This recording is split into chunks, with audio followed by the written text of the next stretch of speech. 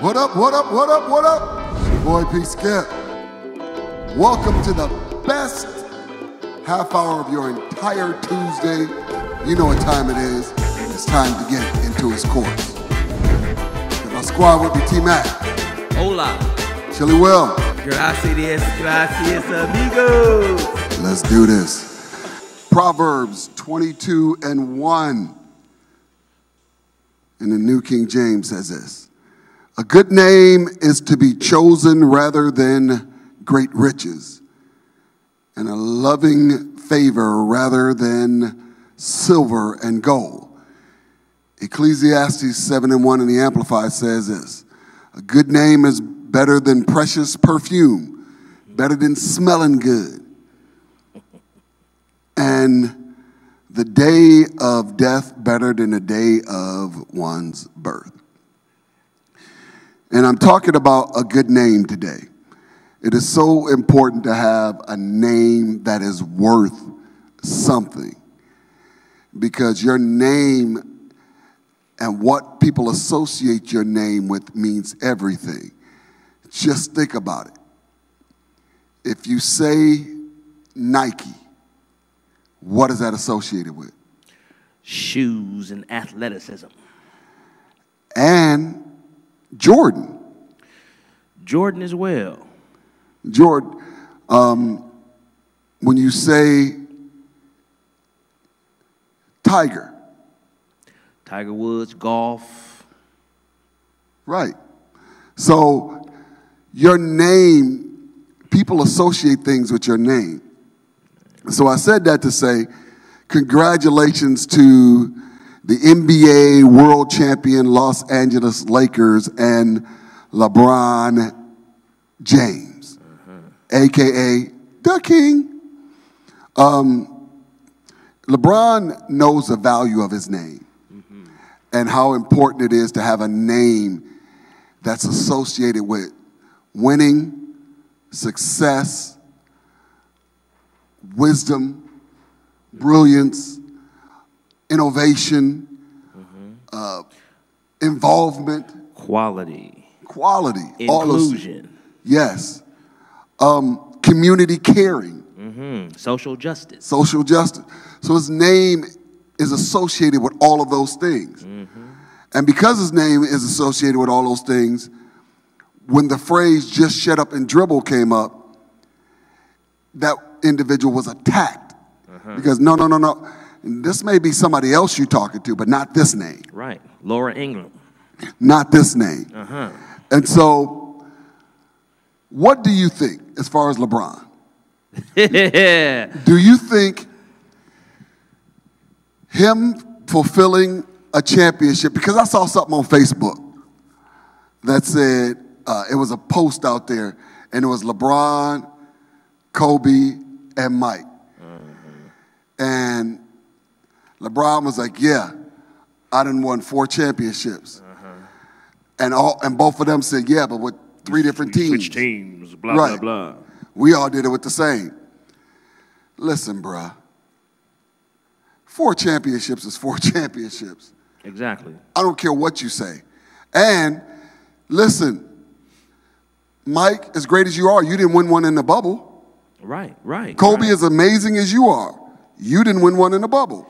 Yeah, I mean, there's so many, man, I wonder listeners, how much time y'all got? Because I got about a year's worth of info I want to share with you in 3 or 4 quick minutes.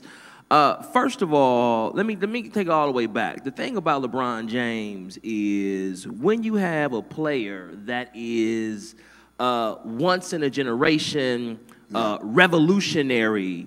For me, you have a player, when Dr. J was out, people on the playground was like, hey, man, I want to be, like Dr. J, or somebody that came up behind him. He was the quote-unquote, the next Dr. J. Right. When you have a guy like Michael Jordan, players wearing 23, having a wristband on their forearm. Wasn't nobody doing that before Michael Jordan came up. Your wristband was on your wrist if you had it on. He was the one that moved it up to the middle of his forearm, and cats started doing that. Wearing the long shorts. The long shorts, the tube socks used to come up past your calf. Mike was the one that had them just below your shin. So players were rolled up. Exactly. And so as players would come behind him, J.R. Ryder, Harold Miner comes to mind. They wanted to be the next Mike, or maybe even billed as that.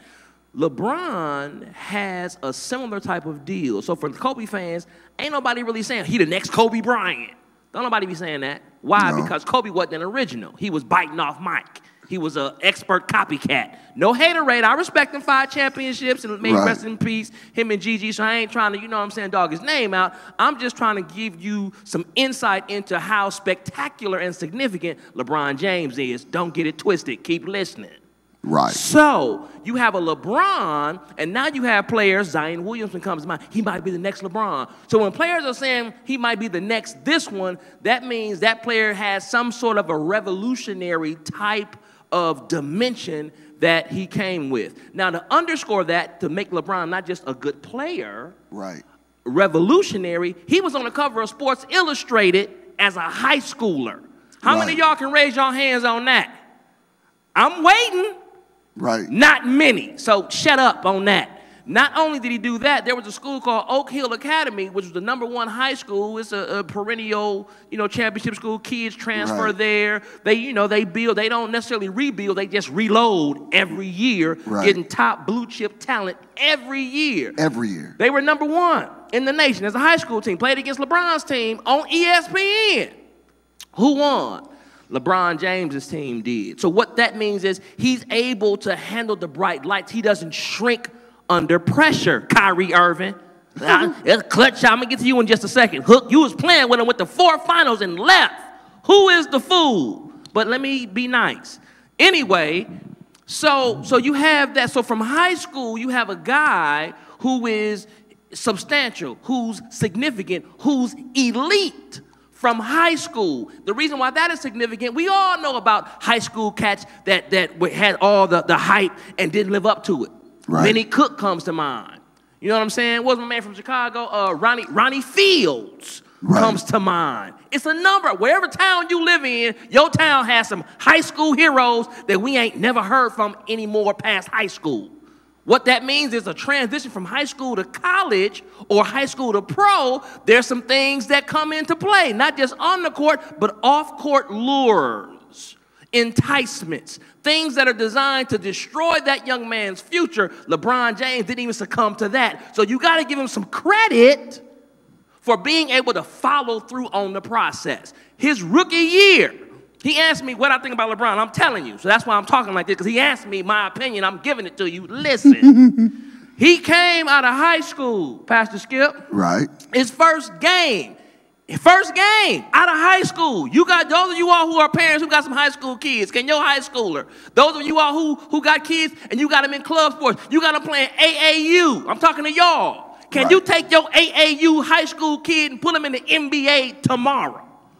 Chances are you can't. That's the specialness of LeBron. The reason why you can't, because your kid ain't LeBron. Your kid might be cold. He ain't LeBron, though, because he's special. So his first game, he had 25 points and 9 rebounds. As a rookie coming out of high school, he was 18. Can your kid do that? Maybe not. Can your all-state player of the year in the state that you live in, your high school Mr. Basketball, can he do that? Maybe not. That's LeBron. That's his rookie year. So we're going to fast forward to maybe his 3rd or 4th year in the league. For those that he was playing with different teams and he was a blah, blah, blah. His first 3 or 4 years in the league, he took a Cleveland team. Can you name the coach? Can you name any of the players? Boobie Gibson. I mean, come on, man. that is one. Where's Boobie Gibson at right now? How many All-Star games did Boobie Gibson play in? Since y'all, he only got there because he was super teams. Boobie Gibson. Brown was the coach. Mike Brown was the coach. What's the Igauskis or whatever? What's the center? I mean, was Delonte West with him? We ain't gonna get to the sidebar scandal, but Delonte West, you on Skid Row, Joker. You was his teammate. He took y'all to the finals. To the finals in his 3rd or 4th year coming out of high school. Was Boozer on one of them teams? Carlos Boozer was on one of them teams. You know what I'm saying? I mean, so what I'm saying is, he came out of high school 18, at 21, 22, he had already taken a team to the finals. Right. So Michael Jordan, in his 4th year, wasn't in the finals yet. Yeah. He was getting swept by Boston now. Right. So no knock against Detroit. Mike and Detroit. No knock, Mike, my dude. You know what I'm saying? For the record, I got Mike, you know what I'm saying, at the #1 greatest of all time or whatever. He might have to share it with Kareem. I'm giving Mike his pride. I'm just talking about LeBron. He asked me about LeBron. And if you go for rings, Wilt killing them all. I mean, not Wilt, Russell. Robert Horry. Bill Russell's killing them all. Bill Russell got more than anybody in professional sports. Robert Horry got more rings than Michael Jordan. So we go straight by rings, strictly by the math, Michael ain't the greatest. Robert Horry is. But we know that ain't true.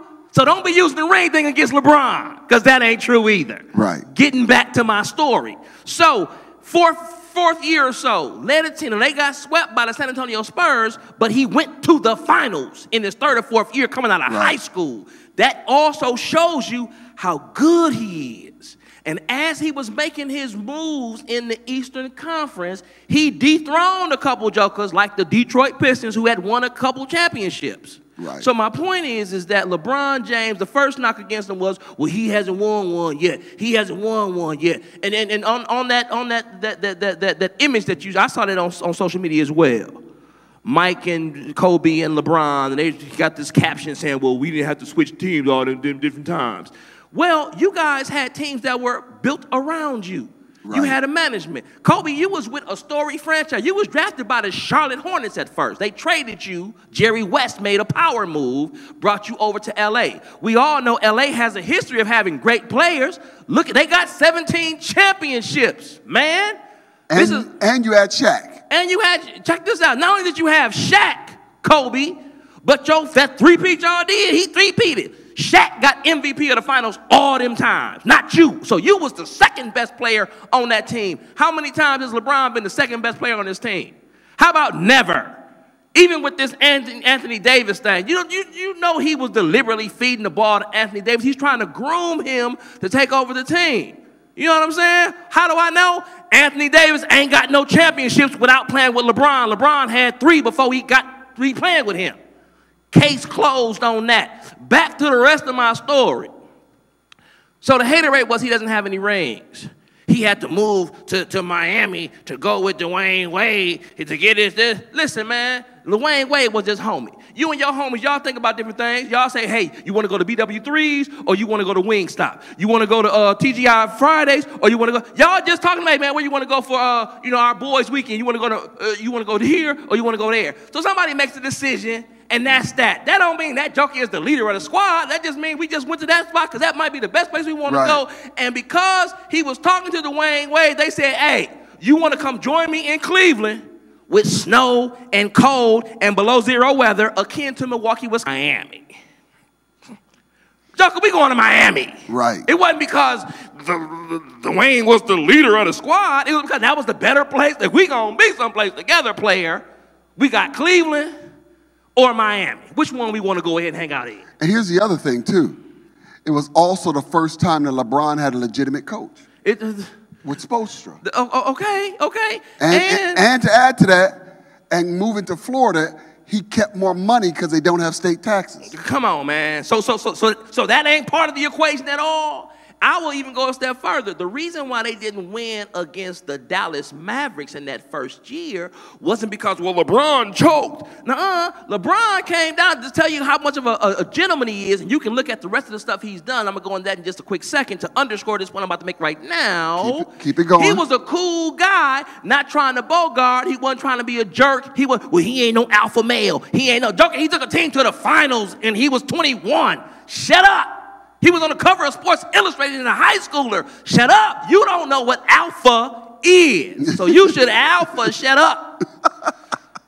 The reason why he didn't snatch it like that was because when he got down to Miami, he was trying to defer to his guy. Right. And he wanted his guy to see, hey, you know you ain't the coldest one on this team. It's me, right? And by the time they got to the finals, he didn't just bogart his way. After they lost, Dwayne Wade, you can probably add, I didn't talk to him, but I know dudes because I'm a dude and I'm an alpha. So Dwayne Wade probably came to him and say, man, my bad. You haven't been really as aggressive as you need to be. I give you permission to take over and do you, because we ain't going to be able to win without you being you. Why? Because you better than me, sir. He said, cool, because that was his guy. And when you got love for your guys, you don't be no jerk to them.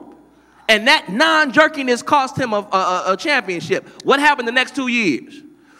Back to back. But you know, it's even to add to his greatness. During when he was drafted 1, Melo was 2, and Wade was 3. So they all came from the same draft and was alphas on their respective teams. But understood, you know, an alpha also understands, a good alpha understands, I don't have to be the best to be the most influential. Man. And I think Dwayne Wade understood he the best, but right now I'm the most influential on this team. And I'm using my influence to say, hey, you got more strength than I do. My body is starting to tear down. I may have 5 or 6 good years left. If that. Bro, you got 10. If that. I mean, LeBron came in and said, hey, bro, you got it. I respect the fact you got a championship. I don't. You my guy. You got something else like your guy. You working with your homie. Y'all rolling. He was the first one to become a millionaire. You might say, hey, bro, what was the key thing to your little breakthrough? Now, he might have gotten his millions in something that ain't got nothing to do with what your best talents and gifts are. He just might be a better money manager than you. He ain't more skilled than you. He ain't more none. He just got that little thing. He got the championship. So LeBron, hey, you got championship, bro. I ain't trying to bogart nothing. I think I'm the coldest player, pound for pound, better than you. But this is your time. I'll defer. I don't want to be seen as this dude that just come in and try and take over, which speaks to his character, okay? So we got the on-court stuff and we got the off-court stuff. On that character tip, he had some homeboys that he went to school with, some of which that was on his basketball team when they beat that Oak Hill Academy back in high school, that when he became a pro, he put them cats on too. Opening up different businesses. They didn't have to go to the bank to try and get a loan. Didn't have to get no credit check. They went to their guy that was rich and said, hey, man, I need about X amount of dollars to open up this thing. He said, cool, I got you. So now what? Now they are multi-million-dollar people as well, multi-millionaires. His agent, Rich Paul, when he was in high school, he was in airport going to one of the little AAU things or whatever, saw a little brother that was hustling, selling jerseys. I think he had like a Warren Moon jersey. LeBron was like, man, hey, bro, what's your name? Oh, man, Rich Paul, man, you know what I'm saying? Hey, man, I'm about to go to this little tournament. I want to get this jersey, though, bro. Can I get this jersey? Matter of fact, you got some other? Yeah, I got so-and-so, so-and-so. Tell you what, after this tournament, I'm going to give you a call, and I'm going to go through the rest of your, you know what I'm saying, your portfolio, the rest of your, supply, and see what other ones I like. They formed a friendship.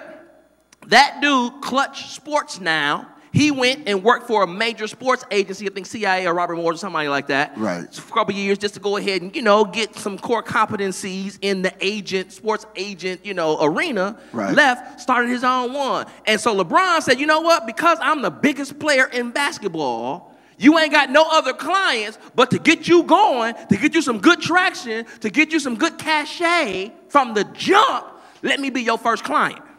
So now he walk in the doors, say, I'm a sports agent. Well, who do you represent? LeBron James, punk, now what? Oh, yeah, that's called leverage. Now, if he was a jerk, man, I don't know you, you ain't even got no experience yet. He didn't do none of that. He said, I'll give you a shot, bruh. Let's go.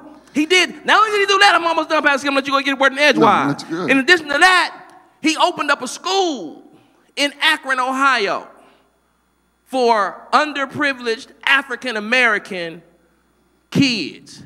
Not only that, so they can get a good quality education. He also fronted the money for their college tuition. He didn't have to do none of that.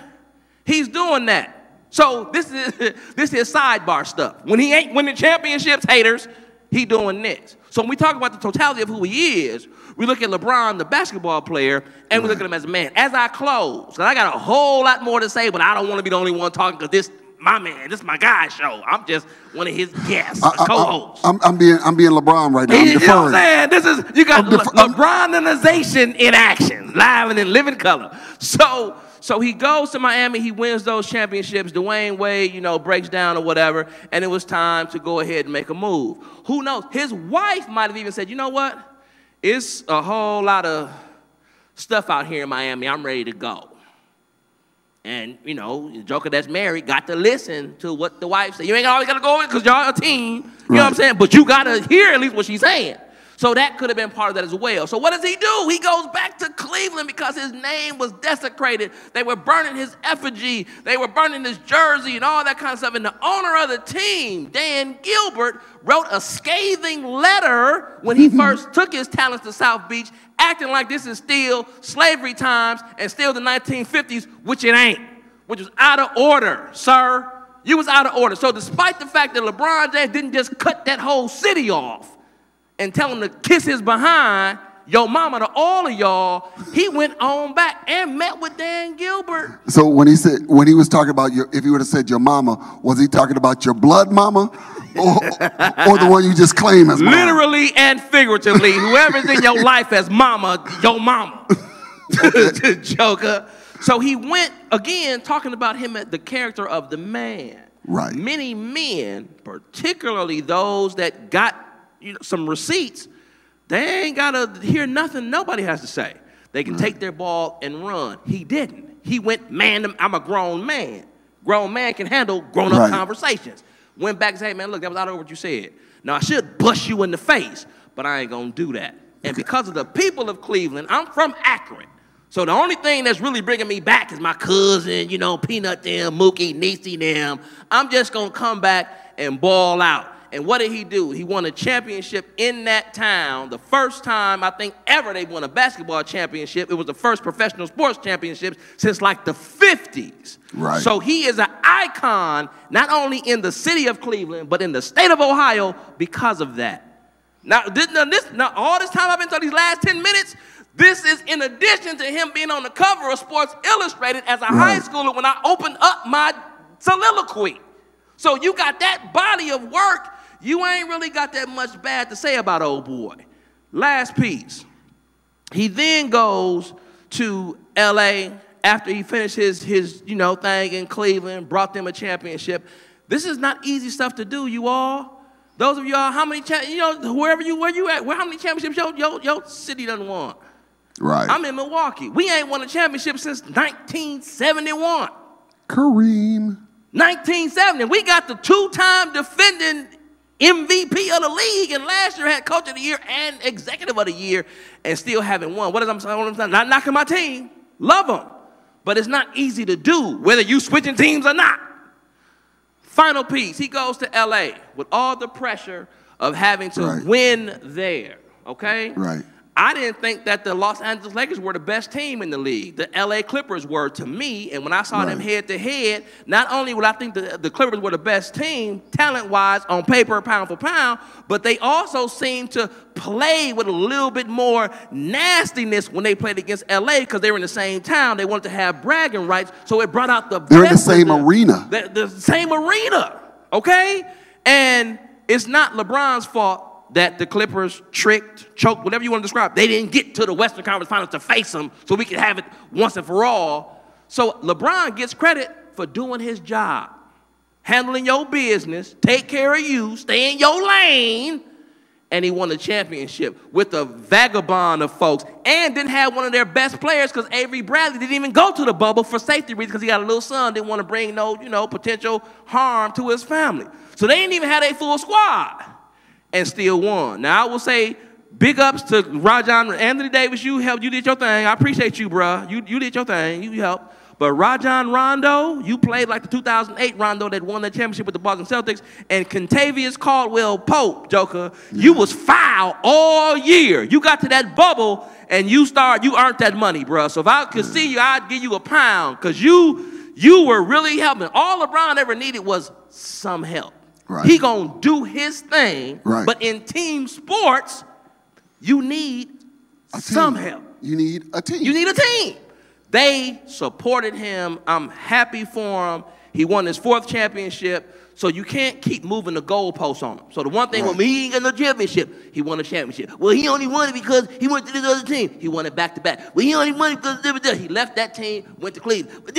Hey, somewhere along the line, hater, you're going to have to give credit where it's due. And as a sports fan, you are a true sports fan. One of the things that mark you as a true sports fan is giving Duke credit where it's due. When Duke beat UNLV, that was 34-0 back in that 1991 or 92 Final Four. We shall not speak of that moment. You know what I'm saying? After they beat them jokers the previous year, UNLV by 33 points, 103-70. They put UNLV out. Now, I hated Duke for that. But I gave them their props because they won. When Buster Douglas knocked that mouthpiece out of Mike Tyson's mouth and knocked him out, I didn't want Buster Douglas to live. He a buster. His name is Buster. You know he a buster. His name Buster. He beat Mike Tyson, though. So as a sports fan, right, I had to give him his props. So those of you all who hate LeBron, he a crybaby. He always, if you a true sports fan, give him his, you ain't got to like him, but you got to give him his props. Or you were a bona fide hater. Here's for me, the biggest thing about LeBron that I think I can really appreciate. Mike had gambling issues. Kobe had a rape case. Ooh. LeBron has nothing. That's the pastor, y'all. He going to that's called strong meat. Strong meat. Go ahead, sir. LeBron's character off of that court has been just as stellar as his character on the court. And that to me tells me his basketball playing is just an overflow of his living or his lifestyle of who he is. A good name. You know, and so that good, to me, Pastor Skip, that's good right there. That to me says a lot. His name has never been associated with any scandal other than they didn't like the decision he made. Right. That's been the biggest scandal he's had. And even on that piece, when he made that move and taking his talents to South Beach, do you know that the Boys and Girls Club, the place that he made the announcement, they raised $2.5 million at that event. They don't talk about that, though. Right. Yeah, sir. So once again, all these things, yes, amazing accolades on the basketball court. Kobe, who you are, is undeniable. Mike, who you are, is undeniable. But also, Mike, you never got into social justice. Neither did you, Kobe. Deliberately avoided it. None of them. LeBron is still married to his high school sweetheart with no issues. You know, and so that says a lot to me as a man when I can look at you and say, okay, now I don't know if you did anything or not, but you did not have it in the paper. And here's the thing. It's so much easier to find out stuff on the internet now than it was with Mike. Exactly. With Kobe. Yeah. It's so much easier. 24/7 news cycle. Right. Everybody's got a phone with a camera on it and to be able to videotape everything you do. So again, mad props to LBJ. Hey, listen, thanks for hanging with us again. We'll see you next week, same bat time, same bat channel. Again, the #1 faith-based sports talk show in the entire world, Into His Courts. Until next week, have an amazing week. Peace.